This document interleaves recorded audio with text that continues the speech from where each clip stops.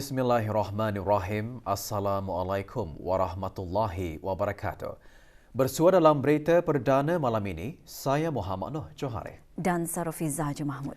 Berita-berita utama malam ini.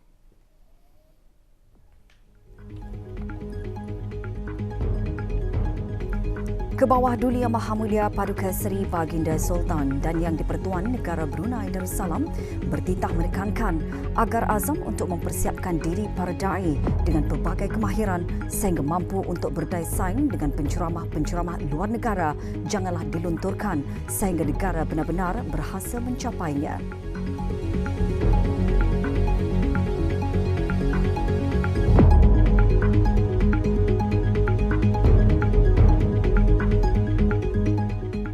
Kebawah Duli Yang Maha Mulia Paduka Seri Baginda Raja Isteri berkenan menerima menghadap Ketua-Ketua Perwakilan Asing Wanita dan Isteri Ketua-Ketua Perwakilan Asing ke Negara Brunei Darussalam.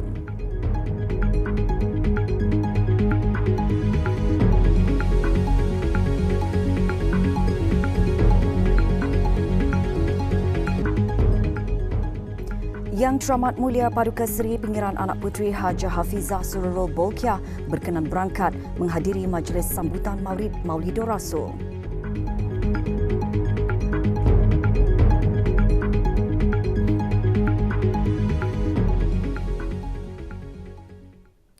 Kebawah Duli Yang Maha Mulia Paduka Seri Baginda Sultan Haji Hassanal Bolkiah Muizzuddin Wad Daulah Ibni Almarhum Sultan Haji Omar Ali Saifuddin Saadul Khairuddin Sultan dan Yang di-Pertuan Negara Brunei Darussalam bertitah menekankan agar azam untuk mempersiapkan diri para da'i dari kalangan anak-anak tempatan dengan pelbagai kemahiran sehingga mampu untuk berdaya saing dengan penceramah-penceramah luar negara janganlah dilunturkan sehingga negara benar-benar berhasil mencapainya.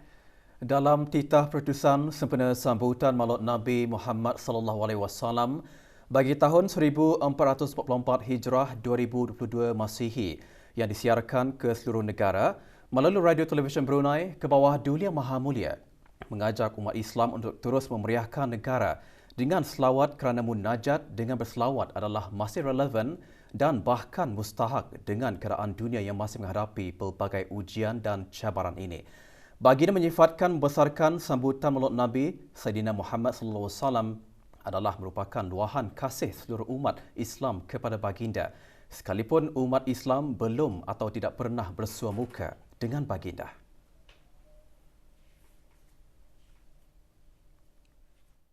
Kerana itu, kita di negara Brunei Darussalam tidak pernah tarik diri dari turut meraihkan sambutan yang bersejarah ini.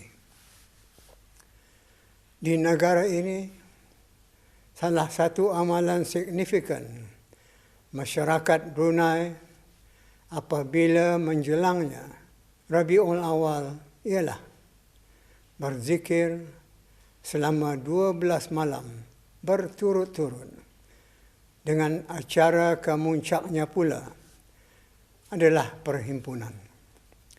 Zikir sudah terbukti mampu untuk menyemarakkan sambutan dan sekaligus berhasil menyatu padukan masyarakat.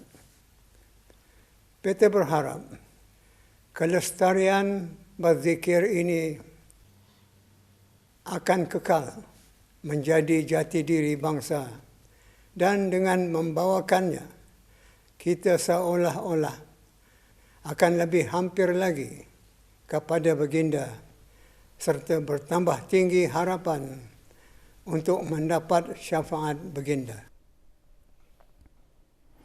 Mengenai syafaat atau pertolongan ini, Kebawah Duli Yang Maha Mulia bertitah, orang-orang Islam memang sangat-sangat berhajat kepada syafaat Nabi Sayyidina Muhammad SAW terutama pada hari kiamat kelak.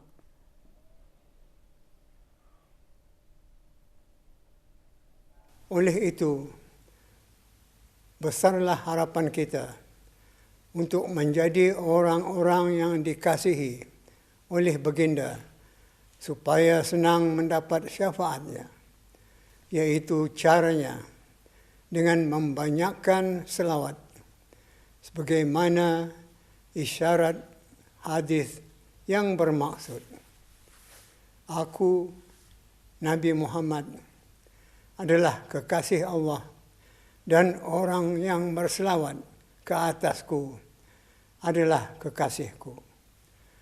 Lalu barang siapa yang ingin untuk menjadi kekasih kepada kekasih, maka banyakkanlah selawat ke atasku.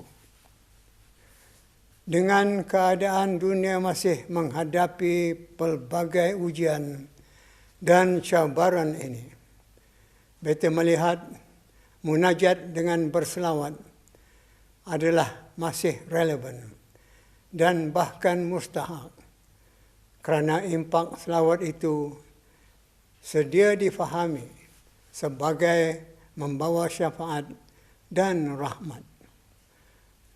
Maka oleh itu, marilah kita terus memeriahkan negara ini dengan selawat. Beta percaya dari kesan-kesan munajat kita selama ini, iaitu membaca surah Yasin, berselawat dan berdoa, maka Allah Subhanahu wa Ta'ala telah menurunkan rahmat-Nya yang melimpah-limpah kepada kita, berupa nikmat yang sukar diraih oleh mana-mana negara di dunia ini. Dalam usaha negara mempertinggikan syiar dan pengetahuan agama di negara ini, baginda mengambil maklum bahawa Pusat Dakwah Islamiah sedang mengemaskinikan program-program latihan da'i melalui skim tarbiyah da'i.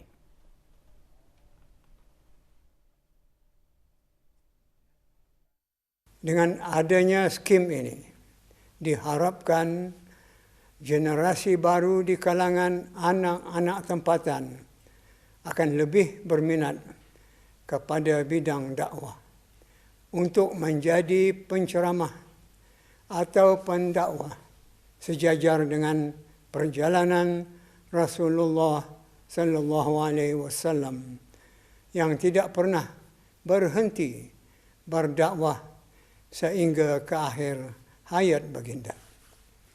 Beta yakin melalui skim tarbiyah da'i ini, dapatlah para da'i dari kalangan anak-anak tempatan mempersiapkan diri dengan berbagai kemahiran sehingga mampu untuk berdaya saing dengan penceramah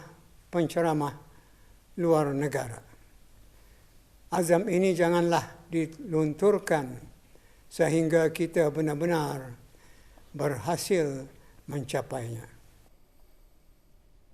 Kebawah Duli Yang Maha Mulia Paduka Seri Baginda Raja Isteri Pengiran Anak Hajah Saleha binti Almarhum Pengiran Pemanca Pengiran Anak Haji Muhammad Alam petang tadi berkenan menerima menghadap Ketua-Ketua Perwakilan Asing Wanita dan isteri-isteri Ketua-Ketua Perwakilan Asing ke Negara Brunei Darussalam. Majlis berlangsung di Istana Nurul Iman.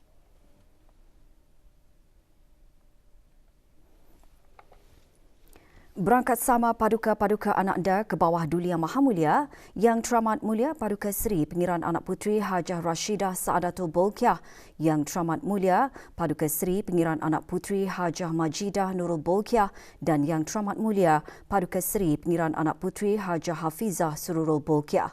Semasa majlis menghadap, Ketua-Ketua Perwakilan Asing Wanita dan isteri-isteri Ketua-Ketua Perwakilan Asing menyembahkan sembah tahniah ke hadapan majlis ke bawah Duli Yang Maha Mulia Paduka Seri Baginda Raja Isteri sempena Hari Puja Usia Baginda.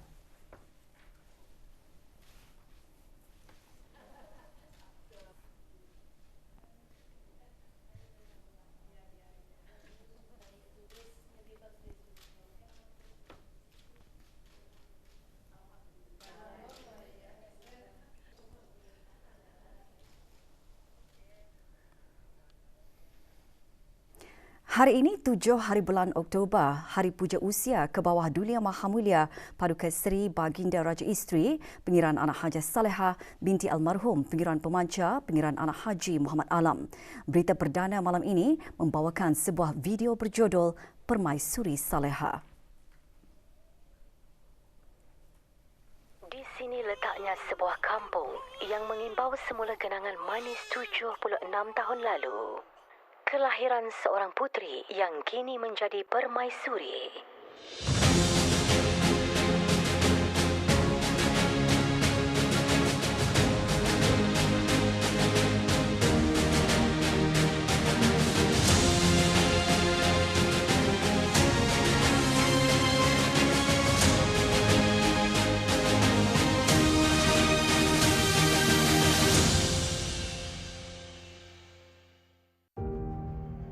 Yang Amat Mulia Pengiran Anak Saleha binti Pengiran Pemanca Pengiran Anak Haji Muhammad Alam yang kemudian bergelar ke bawah Duli Yang Maha Mulia Paduka Sri Baginda Raja Isteri Pengiran Anak Hajah Saleha diputerikan pada 7 Oktober 1946 di sebuah kampung dipanggil Sumbiling berdekatan Istana Darussalam, Bandar Brunei, kini Bandar Seri Begawan.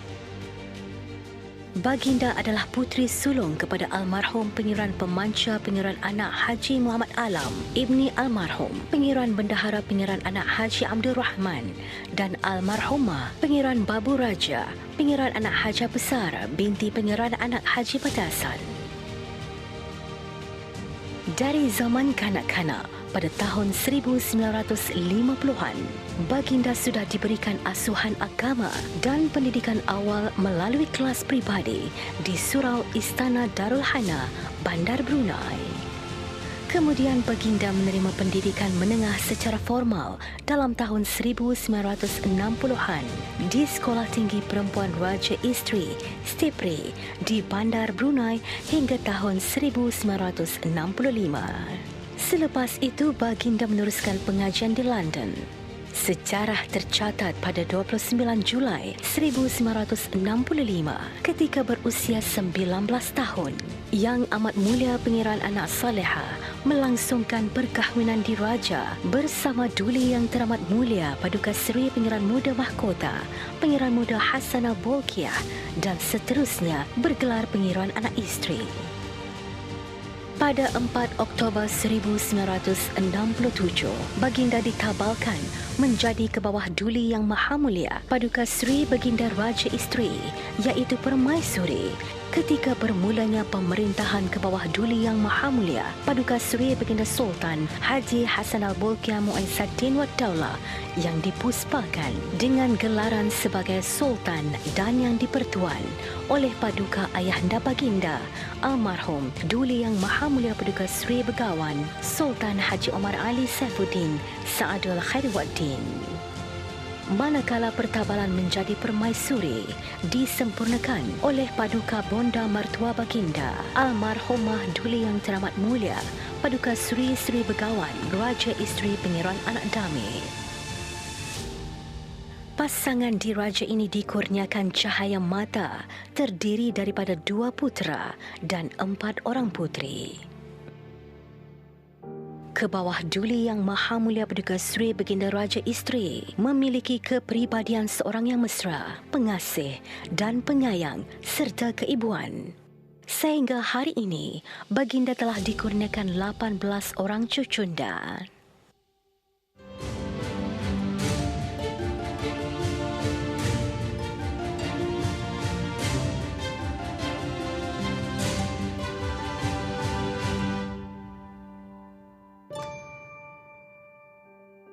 Ke bawah Duli Yang Maha Mulia Paduka Seri Baginda Raja Isteri telah lebih 50 tahun berdamping dan bersemayam di atas takhta kerajaan bersama-sama ke bawah Duli Yang Maha Mulia Paduka Seri Baginda Sultan dan yang dipertuan negara Brunei Darussalam.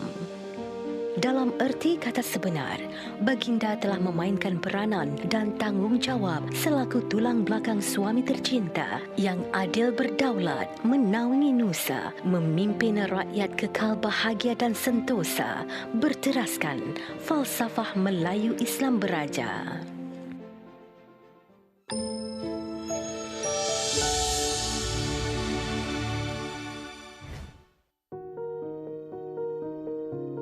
Ke bawah Duli Yang Maha Mulia Paduka Seri Baginda Raja Isteri Pengiran Anak Hajah Saleha, Titih dan Lutanan menanai tanggungjawab sebagai permaisuri.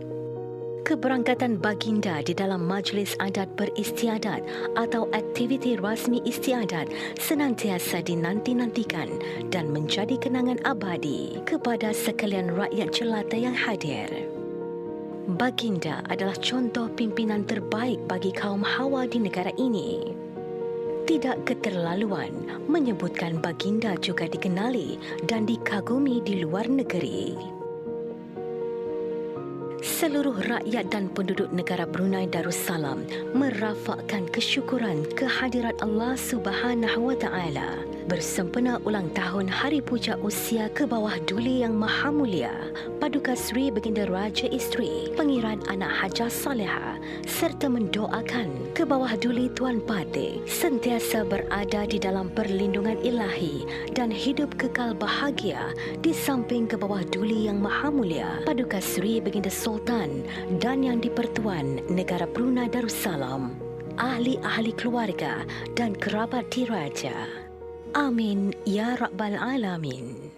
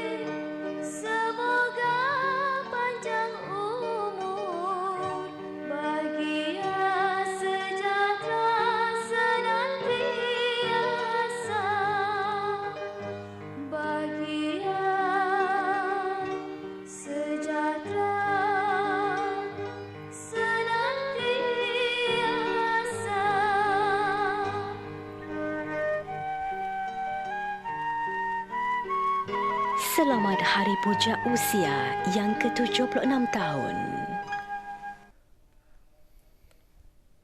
Yang teramat mulia Paduka Seri Pengiran Anak Puteri Hajah Hafizah Sururul Bolkiah, binti ke bawah Duli Yang Maha Mulia Paduka Seri Baginda Sultan Haji Hassanal Bolkiah Muizzati Wad Daulah berkenan berangkat menghadiri majlis sambutan Maulid Rasul Anjuran Sekolah Antarabangsa Islam Miftah An-Nur. Majlis berlangsung pagi tadi di Pusat Persidangan Antarabangsa Berakas.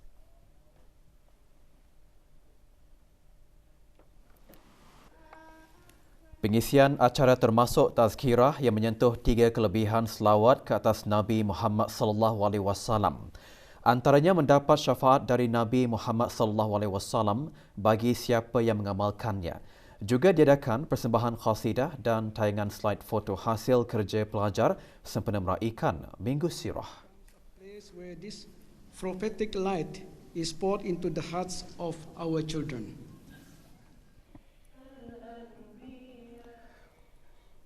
Status harian normal baharu COVID-19. Kementerian Kesihatan mengumumkan 339 kes dilaporkan sembuh hari ini.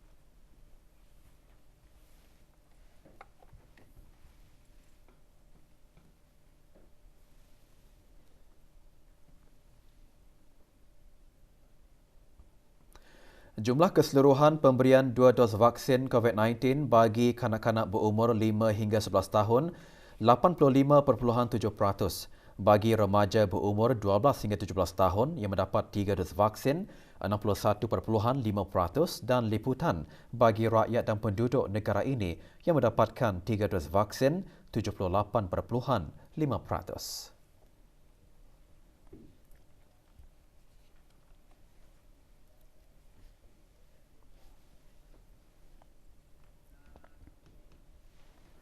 Kementerian Kebudayaan Belia dan Sukan dan jabatan-jabatan di bawahnya meneruskan lagi majlis Dikir Maulud di Masjid Utama Muhammad Saleh Pekan Pangar, daerah Temburong. Hadir yang berhormat Datuk Seri Setia Awang Haji Nazmi bin Haji Muhammad, Menteri Kebudayaan Belia dan Sukan. Majlis diselajurkan dengan penyerahan wakaf.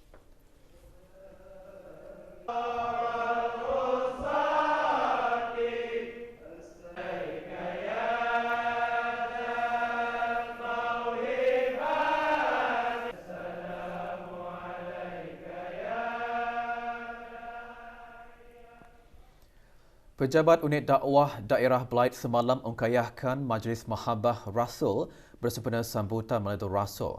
Majlis diadakan di Pejabat Unit Dakwah Daerah Belait. Acara diisikan dengan alunan qasidah yang mengandungi syair-syair mengenai Rasulullah sallallahu alaihi wasallam. Majlis merupakan salah satu inisiatif dalam menyebarkan syiar dakwah kepada para mualaf selain mengeratkan silaturahim. Hadir Awang Haji Ahmad Abdul Salam bin Haji Abdul Rahman, Pegawai Ugama Kanan, Pusat Dakwah Islamiah.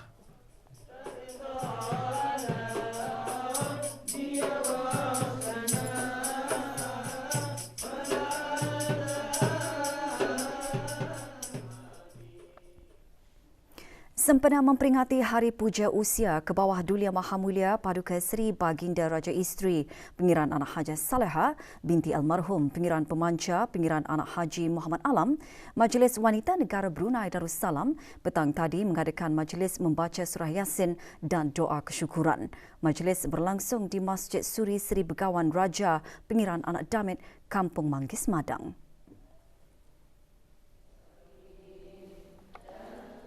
Majlis dimulakan dengan bacaan surah Al-Fatihah yang diketuai oleh Datin Hajah Siti Hajar binti Pihin Orang Kaya Seri Setia, Datuk Paduka Haji Awang Muhammad Yusof yang dipertua Majlis Wanita Negara Brunei Darussalam.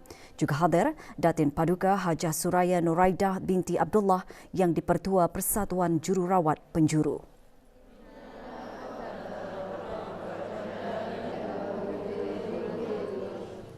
Juga mengadakan majlis serupa petang tadi ialah Persatuan Pandu Puteri Negara Brunei Darussalam.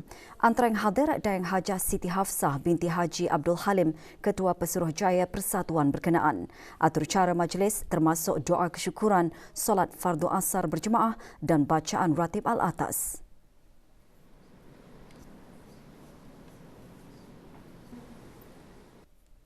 Perkumpulan Kebajikan Isteri dan Keluarga Polis Pekerti juga mengadakan acara yang sama kemarin. Hadir Pengiran Datin Hajah Zawiyah binti Pengiran Haji Sulaiman, isteri Pesuruhjaya Polis selaku yang dipertua Pekerti. Acara diadakan di Mes Pegawai Ibu Pejabat Polis Gadong.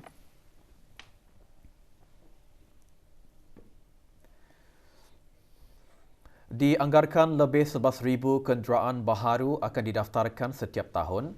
Perangkaan tersebut adalah berdasarkan kajian awal Jawatan Kuasa Kerja Kenderaan Elektrik EVJTF bersama Sekretariat Perubahan Iklim Negara Brunei Darussalam BCCS. Daripada jumlah tersebut disasarkan 60% atau 6,800 kenderaan terdiri daripada kenderaan jenis elektrik. Kita ikuti laporan lanjut mengenainya bersama Muhammad Daud Haji Tua.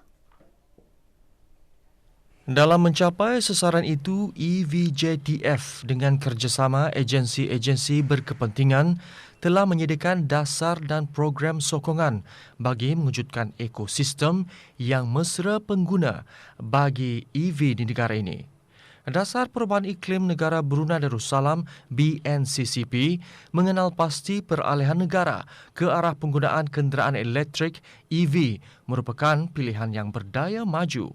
Penggunaannya merupakan salah satu strategi BNCCP melakar jalan ke arah kedaya tahanan negara dalam perubahan iklim dan pengeluaran karbon yang rendah. Dasar-dasar dan program-program sokongan yang telah dikenal pasti adalah mengambil kira faktor utama untuk orang ramai. Yang pentingnya dari segi harga pembelian kenderaan, termasuklah pembelanjaan untuk memiliki EV, seperti lesen kenderaan, insurans, penyelenggaraan atau after sale service, penyediaan infrastruktur seperti stesen-stesen pengecas EV lah.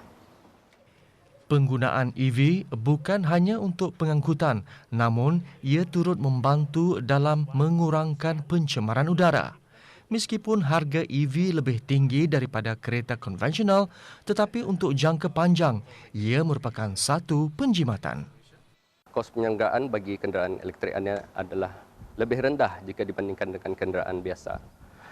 Ini kerana tiada kos penyelenggaraan bagi minyak pelincir, tiada penukaran pelapisan udara dan pengurangan kos perbelanjaan dalam penggantian brek kenderaan. Dari sudut perbelanjaan pengecasan, kenderaan elektrik di rumah ianya adalah 3 ke 5 kali lebih rendah jika dibandingkan dengan pembelajaran pembelian minyak secara penuh. Tapi cabaran yang dihadapi sekarang ialah harga EV electric vehicle pada masa ini agak tinggi. Inilah cabaran yang perlu ditangani bersama dengan pihak kerajaan. PPAB juga akan terus berusaha untuk mendatangkan EV yang boleh menepati kehendak orang ramai. Dengan kesan pemanasan global yang semakin ketara, pemandu era baharu perlu memainkan peranan dalam membantu mewujudkan persekitaran yang lebih hijau bagi generasi masa ini dan akan datang melalui usaha mengurangkan kadar pencemaran. Sejauh mana negara bersedia ke arah penggunaan EV? Ikuti laporannya esok. Muhammad Haji Tuah melaporkan untuk Berita RTB. Untuk meraih syafaat Rasulullah sallallahu alaihi wasallam dan mengajak masyarakat sama-sama berzikir dan berselawat di sepanjang bulan Rabiul Awal, awal pagi tadi diadakan selawat subuh Jumaat. Acara yang diadakan secara maya ini disertai lebih 70 orang.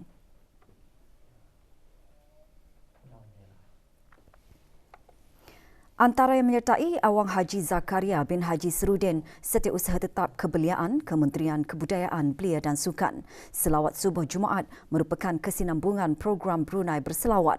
Penutupannya akan diadakan di Masjid Suri Seri Begawan Raja Pengiran Anak Damit, Kampung Manggis Madang pada 22 Oktober ini.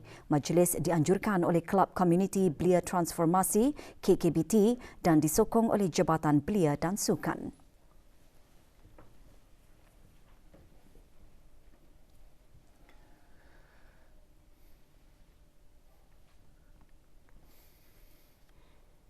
Ucapan selawat adalah satu amalan yang mulia yang pasti mendapat ganjaran daripada Allah Subhanahu Wa Taala. Oleh itu, apabila Nabi Muhammad sallallahu alaihi wasallam disebut, maka kita hendaklah mengucapkan selawat ke atas baginda Rasulullah sallallahu alaihi wasallam. Khutbah Jumaat bertajuk Berselawat menzahirkan kecintaan terhadap Rasulullah sallallahu alaihi wasallam juga menggariskan sebagai umat Islam antara cara kita bagi menzahirkan tanda cinta dan tanda kasih kita terhadap Rasulullah sallallahu alaihi wasallam itu sebagaimana yang jelas disebutkan dalam ajaran Islam.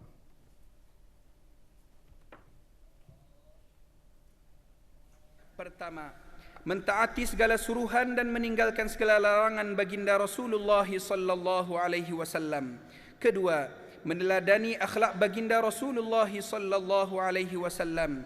Ketiga, menghidupkan sunnah Rasulullah sallallahu alaihi wasallam dengan berpegang teguh pada ajaran Al-Quran dan sunnah baginda. Keempat, memperbanyak ucapan salawat dan salam ke atas Rasulullah sallallahu alaihi wasallam. Sesungguhnya salawat itu adalah sunat untuk dilafazkan pada bila-bila masa sahaja tanpa mengira waktu, dan bukan hanya dilafazkan pada waktu-waktu tertentu seperti bulan Rabiul Awal ataupun pada hari kelahiran baginda sahaja. Dalam hadis-hadis Rasulullah sallallahu alaihi wasallam ada disebutkan mengenai kelebihan-kelebihan yang dikurniakan kepada orang-orang yang berselawat ke atas Rasulullah sallallahu alaihi wasallam. Antaranya, pertama, mendapat kedudukan yang utama di sisi baginda Rasulullah sallallahu alaihi wasallam pada hari kiamat kelak. Kedua, digandakan pahala bersalawat. Barang siapa bersalawat kepadaku 1 kali, maka Allah akan mengucapkan salawat kepadanya 10 kali, dihapuskan darinya 10 kesalahan dan diangkat 10 darjat untuknya. Sempena sambutan Hari Guru ke-32, College Universiti Perguruan Ugama Seri Begawan KUPSB akan mengadakan program khas yang diungkayah semasa Bandar Kuchria.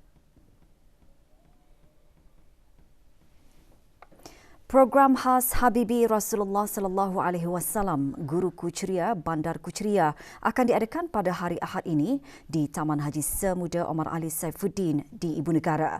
Ia antara lain bermatlamat untuk menjadi platform ke arah menjadikan guru-guru sentiasa dalam keadaan ceria dengan menjaga tahap kesihatan fizikal, mental dan spiritual selain untuk melazimkan pelajar-pelajar menghormati dan menghargai jasa para pendidik. Acara dikendalikan oleh Majlis Perwakilan Pelajar KUPSB dengan kerjasama pensyarah dan bahagian pentadbiran KUPSB.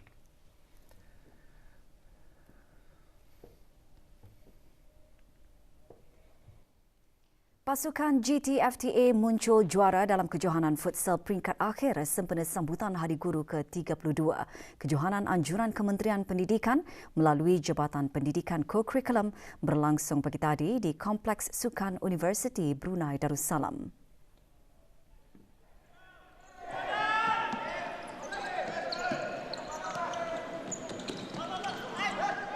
Perlawanan peringkat akhir ini menyaksikan pertemuan antara GTFTA dengan Kupu SB. Perlawanan berkesudahan GTFTA 2 Kupu SB 1. Penyampaian hadiah disempurnakan oleh Dr. Hazri bin Haji Kifli, Naib Chancellor Universiti Brunei Darussalam UBD. Tempat ketiga disandang oleh pasukan UBDA. Kejohanan antara lain bertujuan untuk mengeratkan hubungan silaturahim dan memupuk perasaan muhibah dan kemesraan dalam kalangan pegawai, guru dan kaki tangan di Kementerian Pendidikan dan Kementerian Hal Ehwal Ugama.